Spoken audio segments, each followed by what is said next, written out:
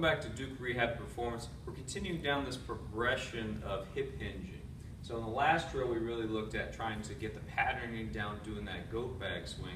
Now we're going to start to put a little resistance on the hip hinge. So remember with the hip hinging, the down is not really the exercise, it's the up. So I really don't care how low people go. I want them to go as low as they can, maintaining good position. So that's why we brought this box in here just a little bit. With the starting position when doing a kettlebell deadlift is you want to be in a position where that if you looked from the side, your ankles and shins are kind of hiding the bell.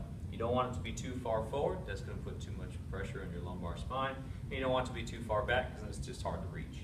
So this is a good position to start with. And then we'll have him go ahead and reach down for that kettlebell.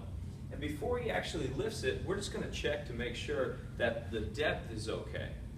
So if we kind of looked at it with that stick position, we can see that he's definitely off this. So this box is too low for that deadlift. We're asking him to round his lumbar spine. We don't want to do that. We're not really maintaining that spinal integrity. So if you don't have a stick, another way you can kind of examine this is if he goes down to that bottom position again, if you were to look at him from the side and you see more of an L shaped, then you know he's got to be rounded in his back somewhere. Versus what we like to see is, come on up just a little bit, go ahead and hip your hinge back. We want to see more of that V shape. Just remember, V is for victory. That's what we're looking for in this position. Excellent. So come on up. I think this is a little bit too low, so we're going to change this out. And let's try it here first. And we'll have him get that start position. Excellent. Let's make sure everything looks okay. So we got good spinal integrity here, so we're okay to lift in this position. The exercise is the way up. He finishes so he gets in a nice straight position.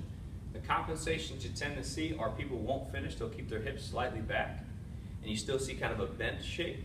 Or they'll come too far forward, and now you see this kind of reverse C-shaped looking thing in there. We want to maintain up to that spinal neutral in there.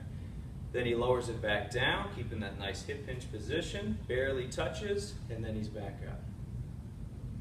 On the way down, you'll feel a pull in the hamstrings and in the glutes. That's how you know you're loading that posterior tissues.